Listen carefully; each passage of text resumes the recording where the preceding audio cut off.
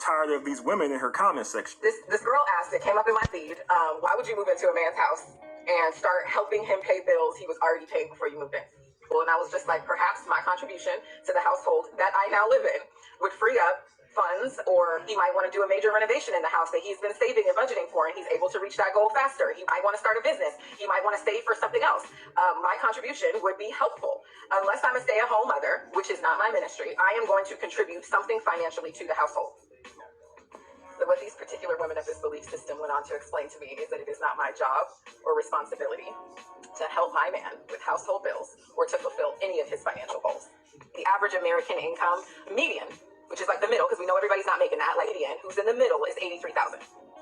In the state of Georgia, a 3-bedroom, single-story house in a decent neighborhood that was 20 years old cost me over $300,000 to buy it.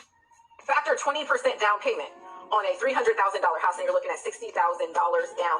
That's not closing costs. That's another home buyer's inspection. That is simply your down payment alone. That's if you don't have any specials, any incentives. If you're not a veteran, not a first-time home buyer, if you have a good relationship with a credit union, you are looking at $60,000. If you don't put $60,000 down, you then have private mortgage insurance that is tacked on to your monthly mortgage payment. We're just talking about mortgage here. Realistically, now you're at a $2,600 to $2,700 a month mortgage payment. If your property value goes up, which is a good thing, so will your property taxes. Then so will your mortgage. If your homeowner's insurance goes up, so does your mortgage payment. Being with a man you like, that you actually enjoy being around, and that you truly want to see win solves a lot of these debates. His decision-making, his consistency, his discipline. Obviously, those qualities can exist in the same man, but it's not going to make him any more or less valuable to me because he's paying all of the household bills or believes it is his sole responsibility to be a provider. Because it does not matter to me. I don't give a. The man tells me what I'm supposed to do because I'm a woman. That'll be the last time he ever has a conversation with me. So in applying the same logic, you to tell me what I'm supposed to do in my relationship with my money in my household. For me, whether he should or not doesn't matter because he doesn't have to. Whether he can or not doesn't matter because he doesn't have to. I don't give a. I'm looking at far more important things.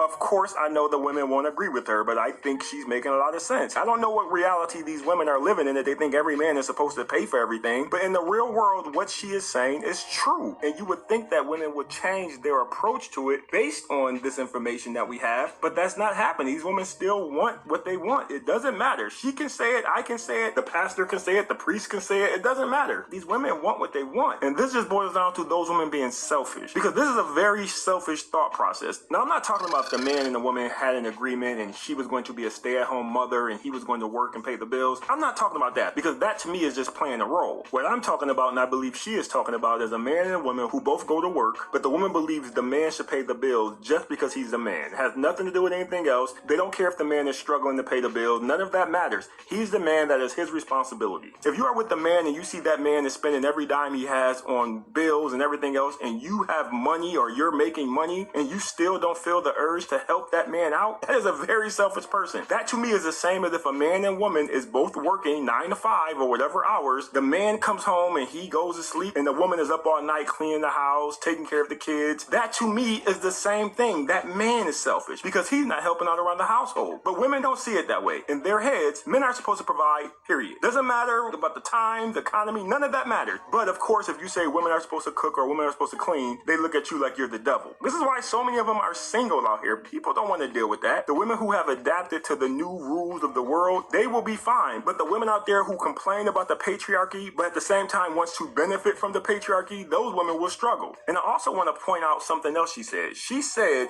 she's not into being a stay-at-home mother. She doesn't want to do that. And that to me helps me understand her mindset even more. So I love the fact that she's acknowledging that she doesn't want to be the type of woman who sits home and take care of the household, the kids, and all that stuff. And because of that, she accepted the fact that she's going to have to do it another way. A lot of these other women don't do that. They'll sit there and tell you they won't cook, they won't clean, and not take care of the kids, but they still want you to pay for everything. And that makes no sense to me. So I do give her credit for that. Now, I will say, when I was watching this video and I'm listening to this lady talk, I'm thinking to myself, why would this lady be single? I think she's attractive. She seemed like she has a good head on her shoulders. And then she said that part at the end, if a man tells me what I'm supposed to do, that's the last time we ever talk. And that right there is where I knew there is the issue. Ladies, y'all know how it is when y'all meet a dude and he's looking at you like, why are you single? single? You're smart, you're funny, you're attractive. Why are you single? What's going on here? This is what we're looking for. That thing. What is it that's keeping you single? And I personally believe this is hers, because that attitude won't work for me. If I can't tell you anything, what are we doing here? I don't want nothing to do with that. Now, I will say there are some men out there who will be okay with that, but nah, that won't fly with a guy like me. So many women do not understand why their girlfriends are single, why their sister is single. She's beautiful, she has a great job, she's doing this, blah, blah, blah. But y'all don't think about stuff like what she just said. Even though she just said all that great stuff in the video, I don't want to deal with that. And that's what you women have to understand. There are things about you that you refuse to change that y'all know guys don't want to deal with. And this is one of them. But overall, I like the video and I like what she's saying. Leave your thoughts in the video.